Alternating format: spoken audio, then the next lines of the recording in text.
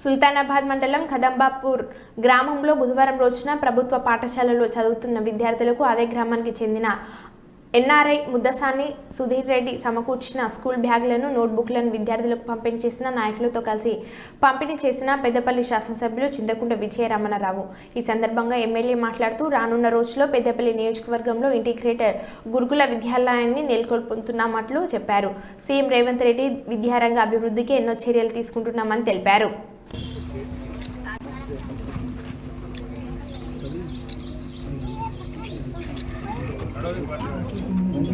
గోస్కుల కొమరయ్య గారు పరాని ప్రకాశరావు గారికి కూడా సర్పంచ్ గారు శాల్వాతో సన్మానిస్తా ఉన్నారు.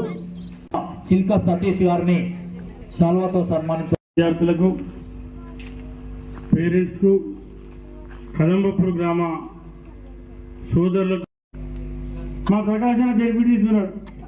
చదవాలంటే రైస్ మిల్ జాయికొస్తారు, నాకు ప్రజలు జాయికొస్తారు. ఎక్కడ మా మహేంద్ర ఇంకో తీరు జాయికొస్తారు. విషయం చెప్తున్నా,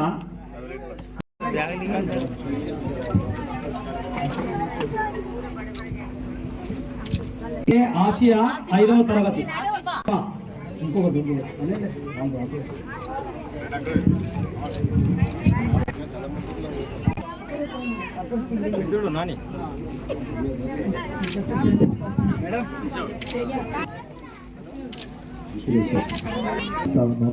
టీచర్స్ ఉన్నారు, మీ హెడ్ మాస్టర్ గారు ఉన్న టీచర్లు ఎవరైతే ఉన్నారో మనం పల్లెల్లో పంపించేటువంటి స్కూళ్ళ టీచర్లు ఇంత గొప్పలు, వీళ్ళే గొప్ప, వీళ్ళే బాగా చదువుకొని ప్రభుత్వ ఉద్యోగం సంపాదించుకున్నారు. మనకు నమ్మకం ఉంటుంది, కల్పించే బాధ్యత మన టీచర్. కాకుండా ఇవాళ మొత్తం 59 స్ట్రెంత్ ఉంది. స్కూల్ తల్లిదండ్రులతో సహకారంతో ఇచ్చినటువంటి మాజీ సభ్యులు ఇక్కడ రావచ్చు అందరినీ ఇంప్లిమెంట్ చేసి పాఠిత ప్రాజెక్ట్ కట్టడానికి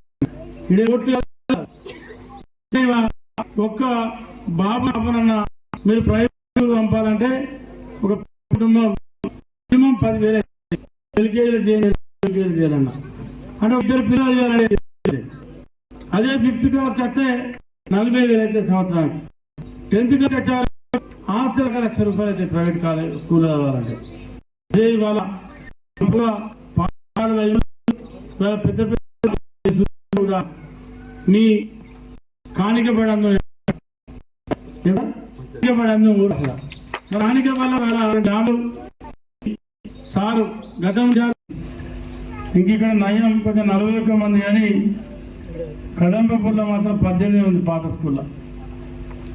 నేనేమంటా ఉన్నంటే పిల్లల తల్లిదండ్రులు కావచ్చు, పిల్లలు కావచ్చు, టీచర్స్ కావచ్చు, గ్రామ పెద్దలు కావచ్చు, ఇవాళ స్కూళ్ళల్లో కాంగ్రెస్ ప్రభుత్వం వచ్చిన తర్వాత, రేవంత్ రెడ్డి గారు ముఖ్యమంత్రి అయిన తర్వాత ఇవాళ స్కూళ్ళన్నిటిని కూడా రెనోవేషన్ చేసి, స్కూళ్ళన్నిటిని కూడా మళ్ళీ రెనోవేషన్ చేసి 10,000 టీచర్ పోస్టులు కూడా భర్తీ చేయాలని చెప్పి నిర్ణయం తీసుకొని ఇవాళ స్కూళ్ళను మళ్ళా బాగు చేయాలా, స్కూళ్ళల్లో పిల్లలకు మంచి విద్య బోధన చేయాలని చెప్పి ఇవాళ ఇంగ్లీష్ మీడియాన్ని కూడా తప్పకుండా ప్రారంభించాలని చెప్పి ప్రభుత్వం, మాతో పాటు మీతో పాటు మనందరికీ కూడా చాలా సంతోషకరమైనటువంటి సమయం.